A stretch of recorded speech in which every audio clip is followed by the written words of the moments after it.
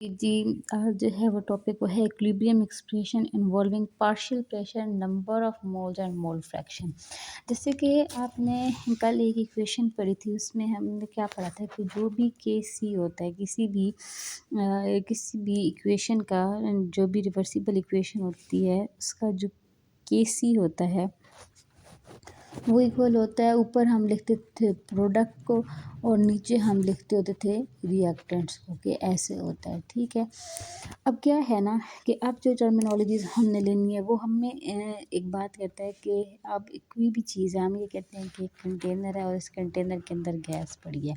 इस कंटेनर के अंदर जी कोई भी 3 गैसेस पड़ी हैं, और फॉर एग्ज़ाम्पल हाइड्रोजन पड़ी है, ऑक्सीजन पड़ी है, अमोनिया पड़ी है।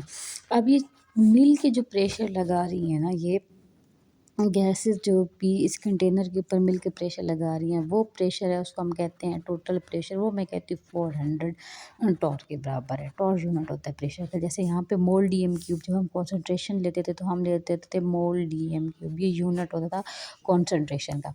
अब हम जिसकी बात कर रहे हैं, ये टॉर जो होता है ये यूनिट होता है, किसका यूनिट होता है, ये प्रेशर का यूनिट होता है। और फॉर एग्ज़ाम्पल अलग अलग प्रेशर हम कह देते हैं कि एक जो गैस है उसका, फॉर एग्ज़ाम्पल मैं कहती हूँ कि हाइड्रोजन का 100 टॉर प्रेशर था, फिर ऑक्सीजन का जो है वो था, हम कह सकते हैं कि उसका भी 100 टॉर प्रेशर था, और हम कह देते हैं कि अमोनिया का 200, इनका मिला के जो प्रेशर था वो 400 टॉर था। अभी जो इनका अलग ज़ाती तौर पर प्रेशर है, जो हाइड्रोजन लगा रही है, जो ऑक्सीजन लगा रही है, इसको हम कहते हैं जी पार्शियल प्रेशर। हर गैस का इंडिविजुअल प्रेशर, उसको हम कहते हैं पार्शियल प्रेशर। इसी तरीके से एक साइंटिस्ट था, उसका नाम था हेनरीज। ठीक है, हेनरी एक साइंटिस्ट था, उसने अपना एक ला दिया, हेनरी ला। ये कहता था कि एक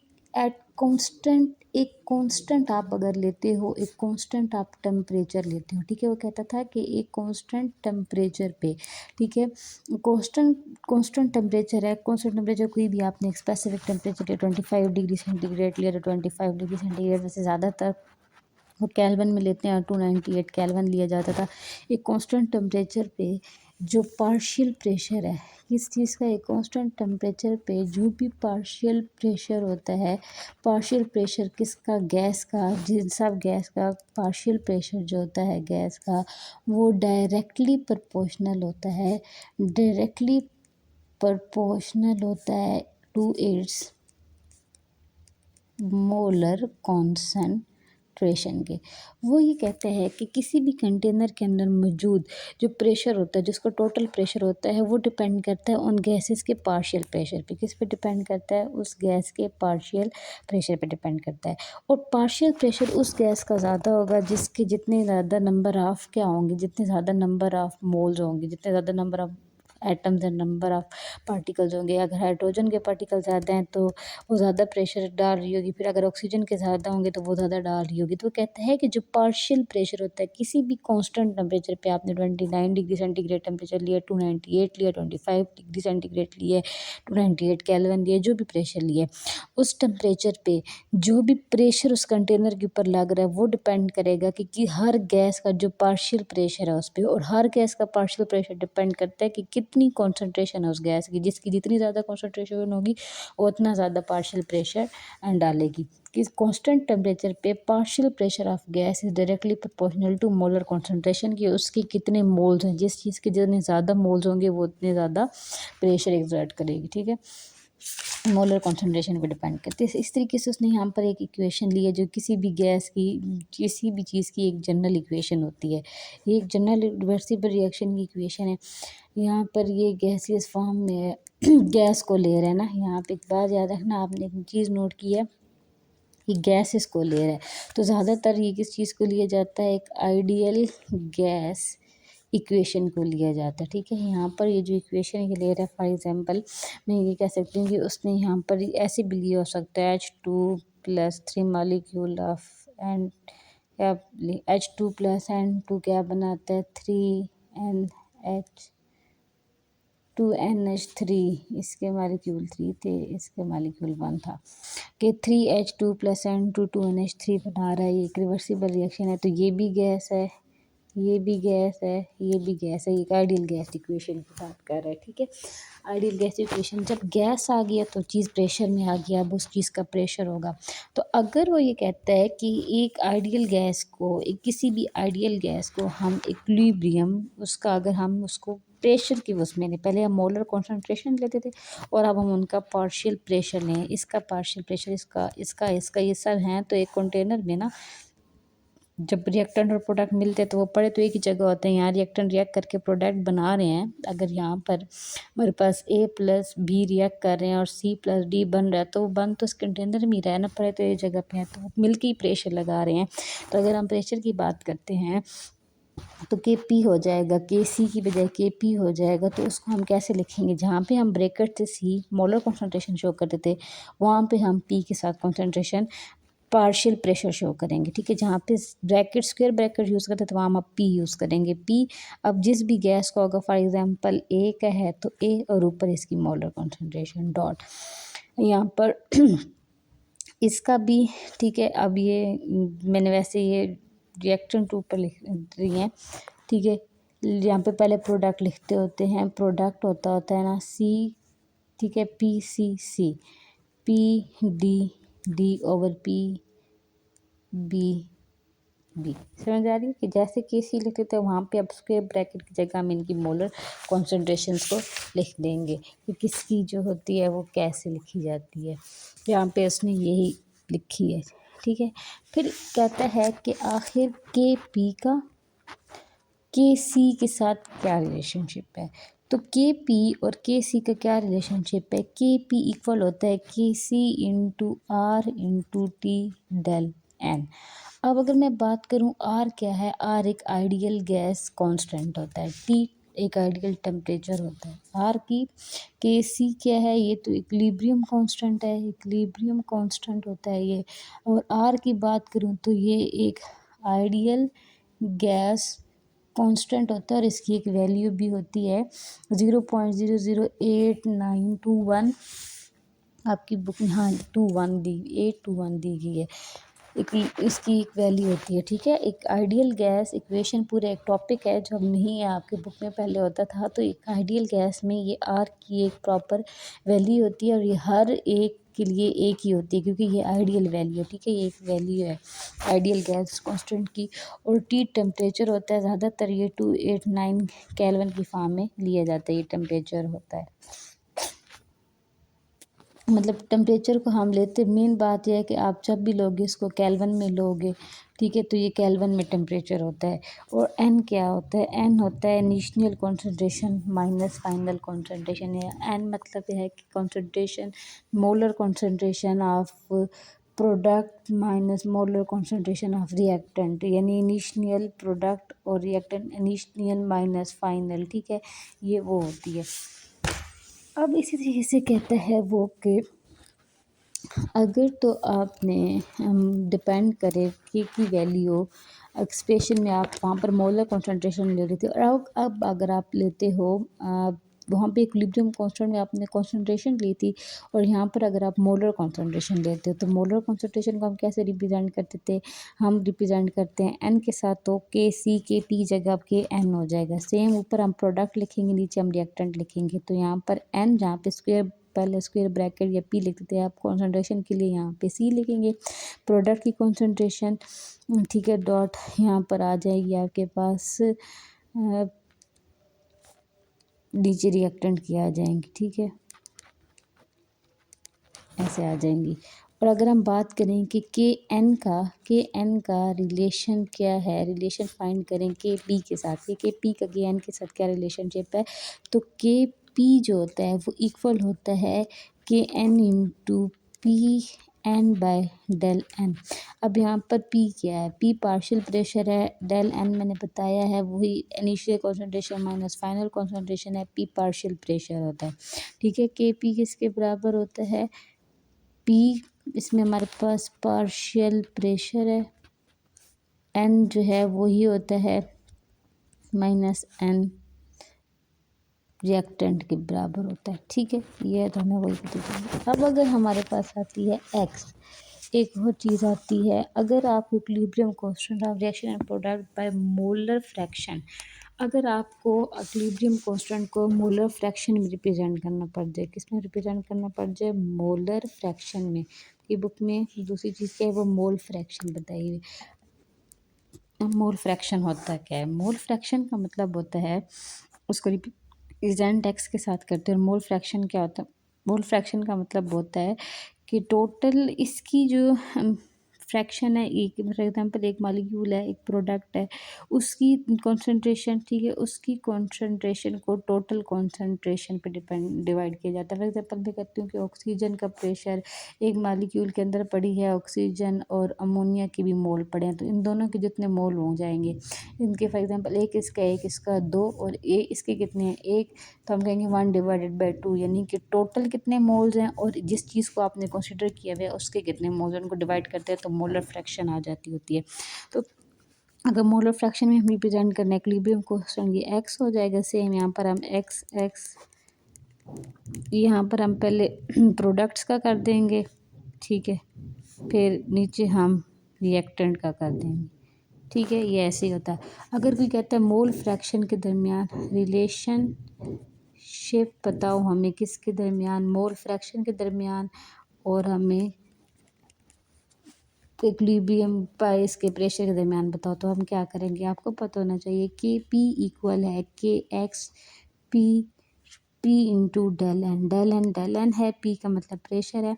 ये चीज़ें यूज़ होती हैं ज़्यादातर न्यूमेरिकल्स के आने में, न्यूमेरिकल ज़्यादा आते हैं जैसे, ठीक है। जैसे यहाँ पर एक एग्जांपल दी भी गई है, following reaction was studied at 25 degree centigrade, 25 degree centigrade पे ये रिएक्शन हो रहा है। अब टेम्परेचर है, टेम्परेचर डिग्री सेंटीग्रेड में दिए हुए, पहले हमें इसको किस में कन्वर्ट करना होगा, पहले हमें इसको कन्वर्ट करना होगा केल्विन में। PnOCl, पहले इनकी कॉन्सेंट्रेशन प्रेशर भी बताए हुए हैं, P बताया हुआ है, इसका पार्शियल प्रेशर बताया हुआ है 1.2 ATM है। इसका बताया हुआ है NO का 5.0 एक्सपोनेंशियल -2 है, इसका 3.0 एक्सपोनेंशियल -1 है। प्रॉब्लम सॉल्विंग स्ट्रेटजी क्या है, राइट द KP एक्सप्रेशन। पहले KP की एक्सप्रेशन देखेंगे, KP की एक्सप्रेशन क्या आती, अगर हम KP की एक्सप्रेशन लिखें तो KP की एक्सप्रेशन क्या आती, ऊपर हमने प्रोडक्ट लिखना था, ठीक है, जैसे कि पी प्रोडक्ट का था, जो भी प्रोडक्ट है, ठीक है, और नीचे हम लिखते थे पी रिएक्टेंट का। ऐसी बात है, ए यहाँ पर ए आ जाता था, यहाँ पे बी, यहाँ पे सी, यहाँ पे डी। तो इसकी डायरेक्ट अगर हम के पी लिखें, तो इसकी अगर मैं के पी लिखूँ तो प्रोडक्ट क्या है, 2NOCl, 2NOCl है, यानी कि यहाँ पर मैं पी लिखूँगी NOCl और ये 2NOCl है तो 2। नीचे रिएक्टेंट क्या है जी, PNO, तो मैं लिखूँगी PNO की कितनी है, 2 है, तो PNO2 डॉट दूसरा भी है हमारे पास P क्या है, Cl2 है, तो ये ऐसे ही आ जाएगा। इसकी मैंने सबसे पहले के पी एक्सप्रेशन लिख दी, फिर कहता है substitute the partial pressure of each. अब सबसे पहले क्या है ना कि इनके पार्शियल प्रेशर लिख लेते हैं, ठीक है। अब पार्शियल प्रेशर लिख लेंगे, एक्सप्रेशन लिख लिया, पार्शियल प्रेशर लिख लेते हैं। के पी सबसे पहले NOCl का पार्शियल प्रेशर कितना था, तो मैंने लिखा था वो 1.2 था, पर यहाँ पे इसकी कॉन्सेंट्रेशन कितनी थी, 2 थी, तो 2 है। फिर इसकी अगर मैं देखती तो ये 5.0 एक्सपोनेंशियल -2 है, ये है 3.0 एक्सपोनेंशियल -1, ठीक है जी। अगर मैं यहाँ पर बात करूँ, अब एक्सप्रेशन इनको आपस में जब हम डिवाइड वगैरह करते हैं तो हमारे पास के पी आ जाता है, वो आता है 1.9 10⁻³ सवाल क्या था, सवाल वो था कि आपने कैलकुलेट करनी है के पी भी और के सी भी, तो के पी भी तुम्हारे पास आ गई है, के पी आ गई है। अब यहाँ पर जो हमने यहाँ पर के पी और के सी के रिलेशनशिप फाइंड किया था ना कि इनका आपस में क्या रिलेशनशिप है, के पी और के सी का, तो के पी आ गया। अब इस के पी की मदद से हम के सी फाइंड कर लेंगे, हम ये वाली एक्सप्रेशन लिखेंगे। हमें पता है कि के पी इक्वल होता है के सी इंटू आर टी और डेल एन के, तो के पी की वैल्यू हमें पता है, के सी डेल एन की भी हम निकालेंगे। तो सबसे पहले देखो डेल एन निकाल लेते हैं, डेल एन कितना आएगा, तो कितने मोल हैं उसके, इसके कितने मोल हैं 2 और इसके कितने मोल हैं 1, ठीक है। तो यहाँ पर ही हमारे पास आ जाएगा, हम कर लेंगे, देखो सबसे पहले डेल एन निकालते हैं, डेल एन कितना है, उसके कितने मोल यूज़ हुए थे 2 माइनस इसके कितने थे 2 + 1, ठीक है। अब ये 2+1 कितना हो जाएगा, ये हो जाएगा 2+3 हो जाएगा। बेसिकली हमने 3 - 2 करना था, तो ये हमारे पास 1 आ जाएगा, -1 आ जाएगा। ठीक है, तो ये हमारे पास -1 आ गया। ये मैंने कैसे की है, ये फिर मैं आपको बताती हूँ। 1 मिनट पॉज करनी पड़ेगी। ओके, क्या निकाला था मैंने, NP निकाला था। हाँ, ये मैं आपको बता रही थी। अब ये मैंने डेल एन कैसे निकाला है, इनिशियल कॉन्सेंट्रेशन ली है। अब यहाँ से देखो प्रोडक्ट कितना था, 2 था, यहाँ पे लिख दिया 2। ये कितना था, 2 प्लस इसकी 2 है और इसका 1 है, तो ये 2+1, फिर ये 2 - 3 किया और ये -1 आ गया हमारे पास। अब डेल एन आ गया। आर की वैल्यू मुझे पता है, टी की निकाल देते हैं, टी की भी हम यही निकाल देते हैं। टी की कैसे निकालेंगे, टी यहाँ पर उन्होंने हमें दिया है 25 डिग्री सेंटीग्रेड, तो 25 प्लस केल्विन होता है 234 केल्विन। इसको हम प्लस करेंगे, 273 केल्विन होता है 0 डिग्री सेंटीग्रेड, 273 ये कन्वर्ट करने के लिए होता है। ठीक है, डिग्री सेंटीग्रेड से केल्विन को हम ऐसे कन्वर्ट करते हैं, जो डिग्री में वैल्यू दी है वो प्लस केल्विन करो, तो ये हमारे पास आ जाएगी 298 केल्विन। और ये आइडियल होती है। 273 जो वैल्यू होती है, ये मैं पहले भूल गई थी, मैं 298 बोल रही थी, क्योंकि बहुत ज़्यादा है। ये 25 और 2 प्लस 273 करना होता है, जो 298 केल्विन आता है। ये 273 जो 0 डिग्री सेंटीग्रेड के बराबर होता है, ये आइडियल गैस टेम्परेचर होता है। ठीक है, आइडियल गैस पे जो हम टेम्परेचर यूज़ करते हैं वो 273 केल्विन यूज़ करते हैं। तो ये मेरे पास 298 केल्विन टेम्परेचर आ गया। अब मैं इन वैल्यूज़ को करूँगी पुट, तो क्या था, KP इक्वल होता है KC/RT डेल एन।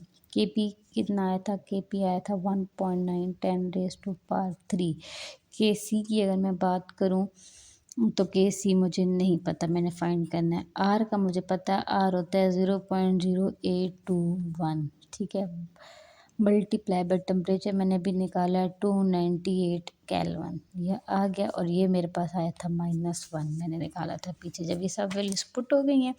अब अगर मैं KC को यहीं पे रहने दूँ, ठीक है, तो ये क्या था, सबसे पहले ये -1 में था ना, तो मैं क्या करूँगी, इसको नीचे ले आऊँगी। ये 1.9 10⁻³ ये -1 में था, इसको जब मैं नीचे ले आऊँगी, ये यहाँ मल्टीप्लाई और इसको डिवीजन में लाया है, तो ये हो जाएगा, ये प्लस -1 ख़त्म हो जाएगा मेरा।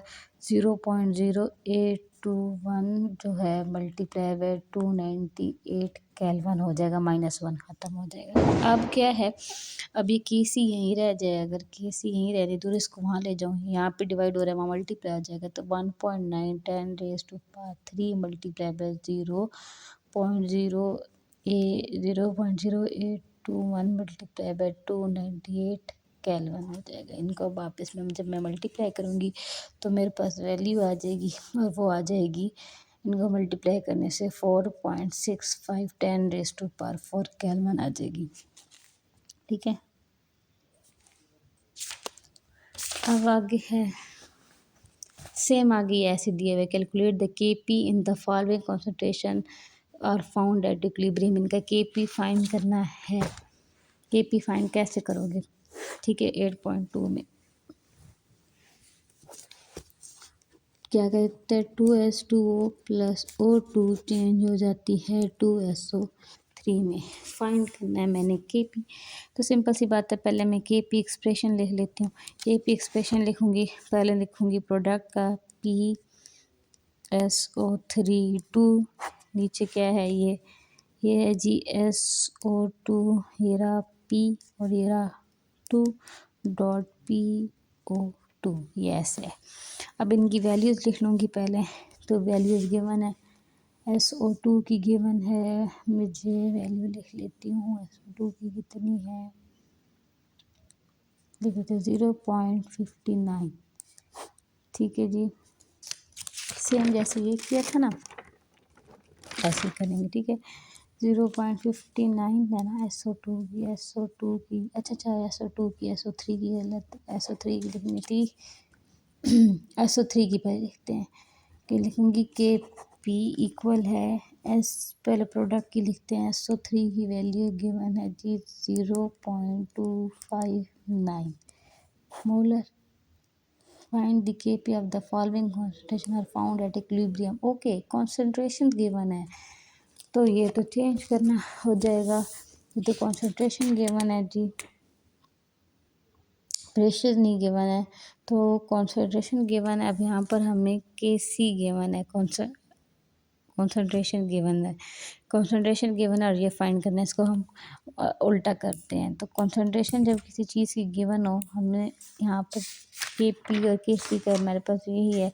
अब हमें Kp फाइंड करना है तो कैसे फाइंड करेंगे, simply RT divided by Kp। Kp पता नहीं है, Kc पता है, तो सबसे पहले Kc फाइंड करना पड़ेगा। तो सबसे पहले इसी तरीके से Kc फाइंड कर लेते हैं हम, ठीक है। Kc को भी फाइंड करने का तरीका, अब इसकी कितनी थी 2, यहाँ पर हम कर देते हैं इसको डिवाइड। अब मेरे पास कैलकुलेटर ही नहीं है, इसकी कितनी है ये ऑक्सीजन की इसकी है 0.59, ये भी 2 है, मल्टीप्लाई बाय इसकी कितनी है 0.05 मोलर। इनको आप आपस में करोगे डिवाइड, जो आंसर आएगा वो आंसर आएगा, फिर उस एक्सप्रेशन में डालोगे Kp is equal to Kc RT over del N करोगे। अब पहले हमारे पास Kc की वैल्यू हो जाएगी, ये सब वैल्यूज आ जाएंगी, इनको आपस में मल्टीप्लाई वगैरह करोगे तो Kp की वैल्यू आ जाएगी। मेरे पास कैलकुलेटर नहीं है, आप इसको करो, ठीक है। अगर ये आपको नहीं आता तो फिर मैं आपको करवाती हूँ, ठीक है। ये उसी फार्मूले से ये होगा, मेथड मैंने बता दिया। आगे हमारे पास आती हैं जी टाइप्स ऑफ इक्विलिब्रियम के, इक्विलिब्रियम की कितनी टाइप्स होती हैं। तो अगर मैं बात करूं टाइप्स ऑफ इक्विलिब्रियम, इक्विलिब्रियम बच्चों दो तरह का होता है। एक को हम कहते हैं होमोजीनियस इक्विलिब्रियम। अब होमो का मतलब होता है सेम, जीनियस का मतलब होता है फेस, ठीक है। अब क्या मतलब होता है ना, ऐसा इक्विलिब्रियम जिसमें जो प्रोडक्ट जो रिएक्टेंट थे, ठीक है, रिएक्टेंट ओके ठीक है, इसमें रिएक्टेंट्स का जो फेस है और जो आगे प्रोडक्ट बन रहे हैं इनका जो फेस है वो सेम। फॉर एग्जांपल ये भी गैस की फॉर्म में थे तो ये भी गैस की फॉर्म में, अगर ये सॉलिड की फॉर्म में थे तो ये भी सॉलिड की फॉर्म में, अगर ये क्या कहते हैं लिक्विड की फॉर्म में थे तो ये भी लिक्विड की फॉर्म में, ये सेम फेस, उसको हम कहते हैं कि ये होमोजीनियस इक्विलिब्रियम है। The equilibrium in which all the reactant and product are in the same phase, वो सेम फेस में। जैसे एग्जांपल यहाँ पे देखो, नाइट्रोजन भी गैस में की फॉर्म में गिवन है, हाइड्रोजन भी गैस है, अमोनिया भी गैस है, ये भी गैस, ये भी गैस, ये भी गैस, ये भी गैस, ये भी गैस, ये भी गैस, ये भी लिक्विड, ये भी लिक्विड, इस एसिडिक एसिड लिक्विड, मेथनॉल साथ रिएक्ट कर रही है, एथनॉल साथ रिएक्ट कर रही है, ये भी लिक्विड। ये जी बनाया है हमारे पास में, ये हमारे पास अब क्या है डाईमेथनोइक एसिड है, मतलब ये भी लिक्विड है, और यहाँ पर वाटर तो ये भी लिक्विड है, तो मीन्स कि ये सेम फेस है। अब अगर हमारे पास बात दूसरे जो होते हैं वो हमारे पास होते हैं जी heterogeneous equilibrium. Okay, heterogeneous equilibrium देखो, अब हेट्रोजीनियस इक्विलिब्रियम बच्चों क्या होगी, देखो हेट्रोजीनियस इक्विलिब्रियम जिसमें फेस डिफरेंट हो। फॉर एग्जांपल रिएक्टेंट्स किसी और फेस में थे, प्रोडक्ट्स का फेस डिफरेंट हो, ठीक है, in which that more than one phases, एक से ज़्यादा फेस पाए जाएं। अब यहाँ पर एग्जांपल को CaCO3 वगैरह आप देखते हो तो CaCO3 सॉलिड है, आगे एक प्रोडक्ट सॉलिड में एक प्रोडक्ट गैस में हो गया। यहाँ पर देखो एक रिएक्टेंट सॉलिड है, एक रिएक्टेंट गैस है, आगे फिर ये गैस और ये आगे फिर गैस है। मीन्स अगर आप जितनी जो भी चीज़ें पड़ी हैं उनमें एक दो तीन चीज़ें गैस में तो एक सॉलिड में होगी, एक अलग हो गया, एक का फेस अलग हो गया, तो ये एक हेट्रोजीनियस मिक्सचर हो गया, एक हेट्रोजीनियस इक्विलिब्रियम होगा। बाकी यहाँ पर क्या बताया जा रहा है, इक्विलिब्रियम की बात की जा रही है। अच्छा, यहाँ पर वही बात है कि अच्छा एक बात जो यहाँ पर लिखी हुई है, अब ये जो हेट्रोजीनियस इक्विलिब्रियम जब हम लिख रहे होते हैं, जब हेट्रोजीनियस इक्विलिब्रियम लिखते हैं यहाँ पर अगर आप देखो तो यहाँ पर जब उसने Kc लिखा है, यहाँ पे ये गैस और H2O लिक्विड होता है, ठीक है। अब मैं बताती हूँ, 2H2O उसने लिए 2H2 प्लस O2 बना है, और जब वो इसकी Kc लिख रहा है तो वो लिखता है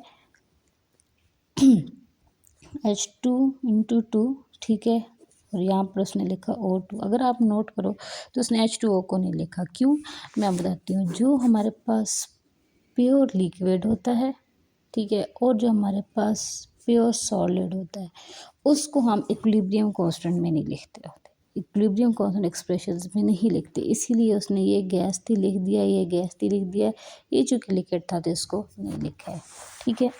ये देखो ये सॉलिड है, अब इधर देखो ये सॉलिड है, ये गैस है, ये गैस है, ये सॉलिड है, ये सॉलिड है। अगर आप यहाँ पर देखते हो तो उसने इसको लिखा, इसको नहीं लिखा, इसको लिखा, इसको नहीं लिखा, क्योंकि ये भी सॉलिड था, ये भी सॉलिड था, तो सॉलिड की एक्सप्रेशंस को नहीं लिखा जाता। जब आपके पास हेट्रोजीनियस मिक्सचर आ जाता है, ठीक है, हेट्रोजीनियस इक्वेशन, कोई आपके पास हेट्रोजीनियस इक्विलिब्रियम है, कोई सॉलिड फेज में है तो कोई गैस फेज में है, तो उसमें अगर कोई सॉलिड या लिक्विड फेज में आ जाता है तो उसको केसी लिखते हुआ, इक्विलिब्रियम कांस्टेंट लिखते हुआ नहीं लिखते होते, ठीक है।